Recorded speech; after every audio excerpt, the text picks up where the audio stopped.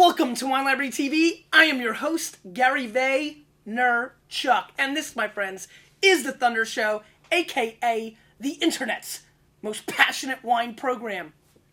And before we get into the lovely guests that we have here, I just want to mention, if I'm a little snippy in this interview or a little angry, I'm already pretty angry about the Jets losing yesterday to the Packers 9-0. But Mott is pissing me off. Before we went on the air, he said, don't make excuses. He was kind of rubbing it in. He was a little too aggressive for my liking. Raj, wouldn't you agree? Mott was rubbing me a little bit there. Aggressive. Yeah, but I respect that because I do it as well. So that actually makes me like him more. But I'm a little bit angry. But I'm very happy you're here. You're gonna cheer me up, Raj. Yes. Thanks for being here. A pleasure being here. Why don't you tell the Vayner Nation who you are and what you're doing these days? Just a humble sommelier, and I work for Michael Mina, and we have 18 restaurants around the country. And my job is to convince people to drink great wine. And great wine means a simple glass of wine to something really incredible and old. That's my primary job. And let's talk about Michael for here, and then we'll get into your stuff. For everybody out there who's not familiar with Michael, So Chef Michael Mina, he started his career at Aqua in 91 in San Francisco. And since then, he was at Aqua till 2003, started Mina Group. And slowly we built from 0 restaurants to 18. And we have restaurants in Miami, in Scottsdale, in Detroit, of course in Las Vegas, San Francisco, LA, Orange County, Atlantic City.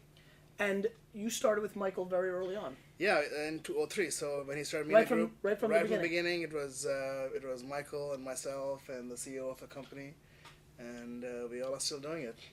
And how did you meet Michael to begin with? Michael was best friends with the chef I work at the 5th floor called George Marone, and through George Marone I met Michael, and it's been an amazing ride, great friendship, and discovery of lots of great wine.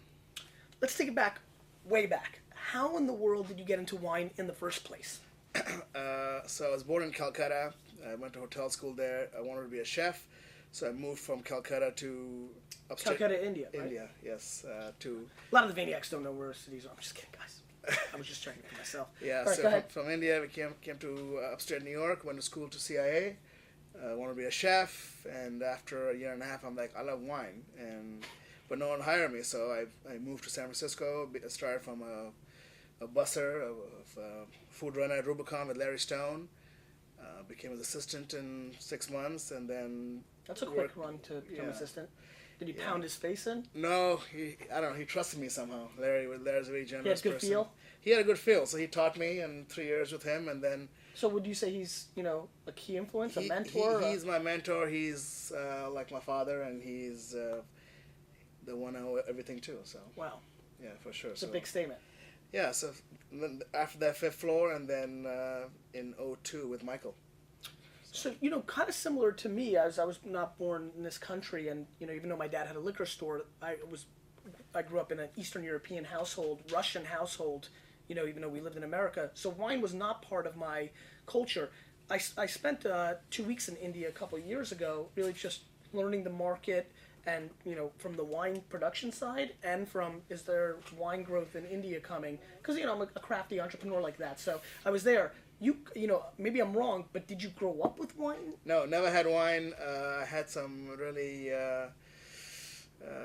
crappy port wine made in a little town south of where I went to school, but no wine really. First time I had wine was with my uncle in 93 in England. How old were you? I was just 20. So the first time you ever even had wine, you were 20 years old? Yes. And then when I came to CIA in 94... And did you like it? I'm sorry. Or was it a non-event? I liked it. It was intriguing. I was like, wow, this is grape juice. I mean, how can grape juice taste so good?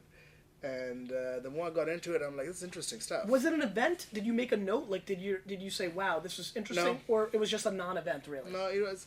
I paid attention to it. I liked it, but I never thought much about it. Yep. Until I came to New York and to school, and we had this wine class with Michael Weiss and Steve Copan. That's great. And you wanted to be a chef. Absolutely, yeah. And why did you want to be a chef? Since I was 10 years old, wanted to be a chef. Really? I don't know why. Till now I love cooking. I cook a lot at home, and for friends. But when I tasted wine, it just intrigued me that how a mere grape can taste so amazing when it's fermented. So, reading, studying, tasting, and here we are. Just like that. Just like that. So, also this.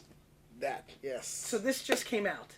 Yep. So tell me about this. Great looking book, by the way. So this is a book written by my dear friend Jordan McKay and me. Sommelier is, I think it's a new profession in the United States. I think in the last 10 years there are more sommeliers in America than ever, and there's a big need, big demand.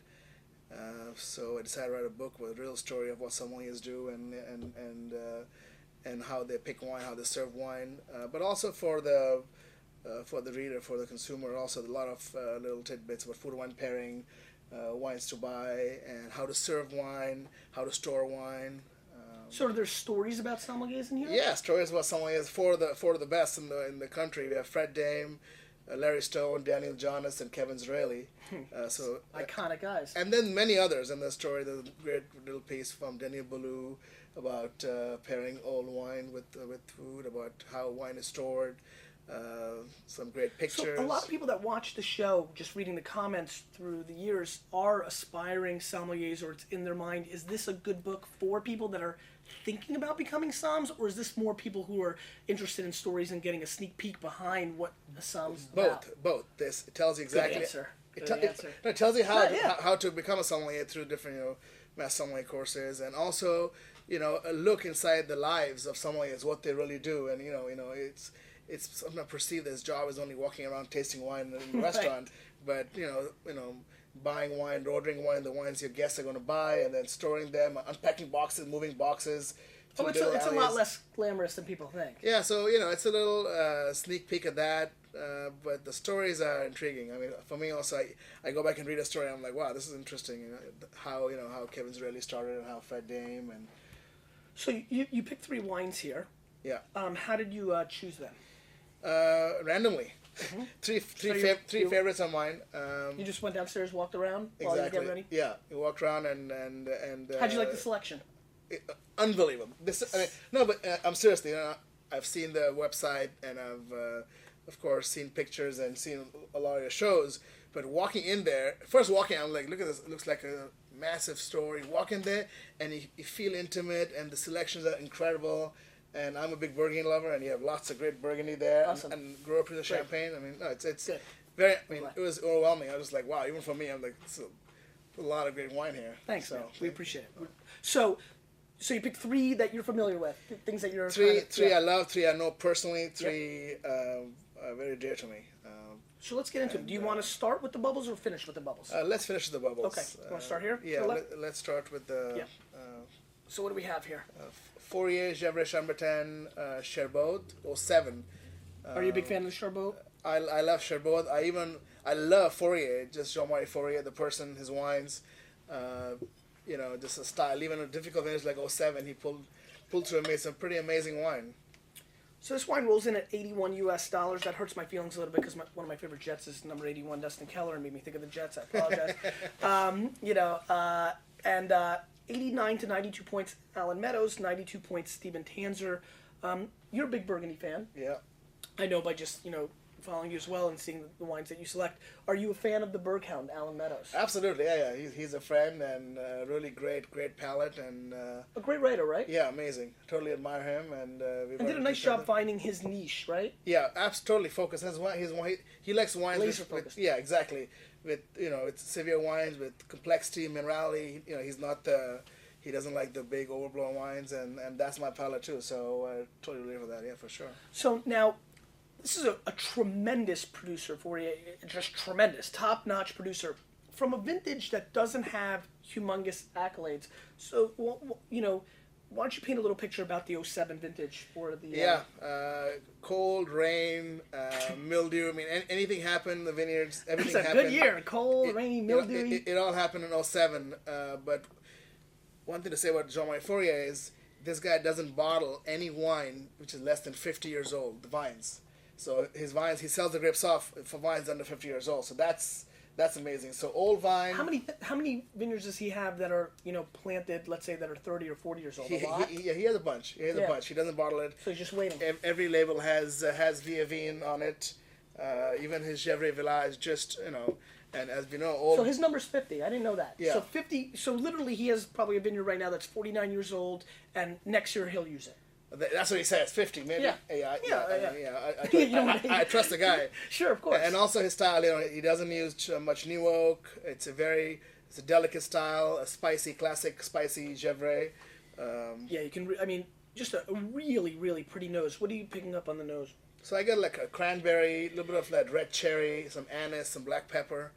Are you picking up a little bit on this chalkiness that's coming through? Yeah, this is also a vineyard on an elevation, so it's quite windy, and I definitely get kind of chalky minerality. Yeah, I get the minerality quite a bit. Yeah, and no oak feel at all. None. And the cranberries actually pop in pretty heavy. Yeah. All right, let's give it a whirl.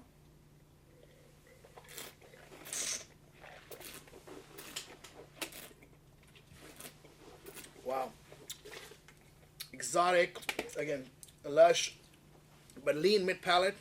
Still quite concentrated, but quite lean. Now, the tannins are pretty aggressive on this wine. Yeah. One thing I think if you were to drink this wine now, the tannins are. I like it, but it's definitely aggressive and clearly feels like a wine that needs more time. Yeah. Breathing for sure. Are you feeling that the other thing on the palate that I'm picking up is the alcohol is spiking a little bit for me on the back end? Are you feeling that? Yeah, for sure, absolutely. And do you think that's an indication more of the difficulties of the vintage or the youth of the wine? I think the youth of the vine, and also the alcohol is a little higher because older vines, more concentration, density, lower yields. And so in general, you feel like Via Vine driven wines are going to pop a little bit more with the alcohol, and if a vintage like 07 that's going to struggle a little bit to get the fruit at the forefront, you're going to taste it. They're making it get it ripe, so picking it late, but also getting that additional kind of like 0.5% of alcohol pop on the finish. Does that alcohol that this finishes with bother you in any way, or do you embrace it? I embrace it because it has high acid. The pH probably is very, very low in the wine. It has good density, so another 3-4 years, the wine is going to be singing. Also, 4 years wine is very important to always decant them because he bottles them with a very high level of CO2. Yeah. Because he uses very little sulfur in the élevage. Yeah. So that's something I learned from him. I like this wine. I think it's got really aggressive tannins on the back end, which may throw some people off. But in general, for me, that's not really a big deal. Alcohol spikes a little bit for me, and that, for me, is a little bit more of a bother. But I agree with Raj. It's the kind of situation where 5, 6, 7 years from now, that's probably going to be just not something we even realize is there. It's going to go away as I think the fruit starts coming out behind the tannins. Yeah. What would you pair this with as a foodie fan? Grilled quail, maybe some, even bird in general. Roast chicken, yeah, definitely that. Something. But the sauce can be too sweet. It has to be like more savory, more on the. So you believe the sauce has to be savory? For sure. If there's a sauce, you don't need a sauce. But if there was going to be some kind of sauce, it has to be a savory. So if somebody was going to go, a lot of times, I like to do duck with cherry sauce. Do you think I'm going too sweet on this sauce? Yeah, it might be because the wine is so lean. With the cherry, it might become you get even more tannic. Mm-hmm. So something more savory might kind of make it taste sweeter. Sure. And so it becomes an opposite play for the palate. Exactly. Yeah. A little fun fact there. All right, let's move on. You like the fun fact, Matt? We friends yet? I'm still mad at you. All right, let's move on. So let's do a little rinse. Thank you, my friend. So what made you pick this next wine? So I was just at the wine experience in Las Vegas, and Seven Springs. And this wine apparently just got the highest score from the Wine Spectator of any Oregon wine ever. Is that right? Yeah. What did it get? Got 96. 96-point score, huh? Yeah. So, a good story again, a Burgundian story. Dominique Lafon is the consulting winemaker with Isabelle Meunier, and my good friend Larry Stone just took over and is running the company, running Eden Vineyards. Is that right? Yeah. So I was with them this weekend, and I tasted the wine at the event. And I'm like, wow! I saw a story. I'm like, perfect. This is I think one of the most incredible Oregon Pinot Noirs. 08, one of the greatest vintages I think we've seen in Oregon, and very promising wine. Have you tasted a lot of 94s going back? Do you remember the 94? Yeah, very well. They were a little more roasted. Yeah. They started kind of cracking up a little bit. I think. How about 98? 98 I like a lot. I thought was yeah, a great 98 is great. 94 was too roasted for me. 98 is really, really great. Good balance. This reminds you more of 98, or I think it's better. How so? Because 98 is to me like 94. I like the roastiness. Plus, I was a little younger then, so maybe I overestimated it. Yeah. 98 is kind of like when I think about Oregon Pinot, that's like the vintage. And I haven't, to be honest with you, tasted a lot of 08s yet. Yeah. Haven't really dug deep and thought about it. Have a little more acidity, a little bit more Minerality too? a little more acidity, and even at low alcohol, this wine is 13.5. It's totally balanced and dark, and time will tell. But 98s are really, really good. But 08s just seem a little bit fresh on the mouthfeel. So what is the? This is Evening Land Vineyards. Evening Land Vineyards has vineyards in Oregon, the Seven Springs Vineyard. They have vineyards in Sonoma, the Occidental, and a few other vineyards there, and then vineyard in Santa Rita Hills. Got it. And also have a project in Burgundy with Dominique Lafon. This is their... And it's all under Evening Land? All under Evening Land, including Burgundy? Yeah. So it's one of these roaming winery kind of things? Yeah, no, they buy grapes from Puy-Fusset, and they make some Beaujolais and Côte de Village. But it says Evening Landing Beaujolais. Exactly. It says so kind of like Oriel project that was making a lot of wine in different places, always using? Except that most of the vineyards they put is all estate, except for Burgundy. So they own the vineyards in Sonoma, in Oregon. They actually they own them. No, it's a long-term lease. Lease, got it. It's a lease, but it's their vineyard, and they make the wine from them. And so same with Sonoma and Santa Rita. So it says estate on the bottles wherever they make. And if they buy grapes, then it just won't say got estate. it. So 55 bones, so not inexpensive, but when you start comparing them to Burgundian prices, probably low in the scheme of things of at least the pedigree of the people involved with this. 93 points Josh Reynolds, which is a huge score for him in general, and now you're saying 96 points Wine Spectator just the other day. So highest score of any Oregon wine. I mean, that's some big time stuff. No Archery Summit ever scored 96 single vineyard. I think they got tied. They tied. I feel like there 95. was an Archery. Well, that might be right. I remember Archery Summit getting some big scores in the past. All right, let's give us a snippy sniff.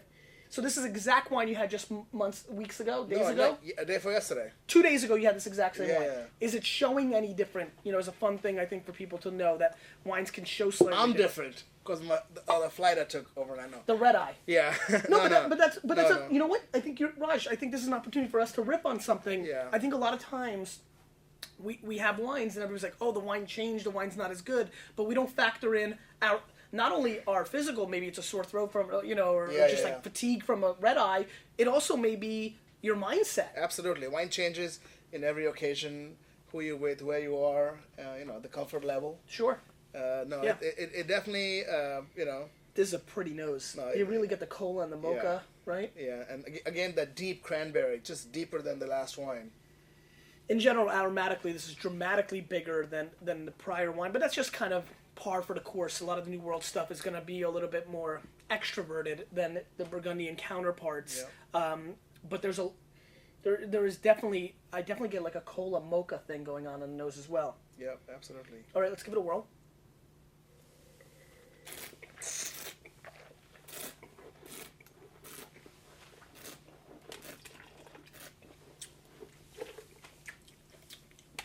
This is a big boy. It is a big boy, but acid, tannins. Great minerality. Yeah. Crushed rock almost on the back end. Yeah, lots of jewelry soil, the red soil of Seven Springs really explodes. And the spiciness comes from that, I think. So this is a very deep Pinot. What I really like about it, believe it or not, is, and we haven't mentioned yet, is I'm still tasting the wine. And so here we are 30 seconds in. The finish is exceptionally long. Yeah. Big wine, too. Very powerful. This is, what I love about this wine is this is what I call a double bubble wine. This is going to appease very different palates.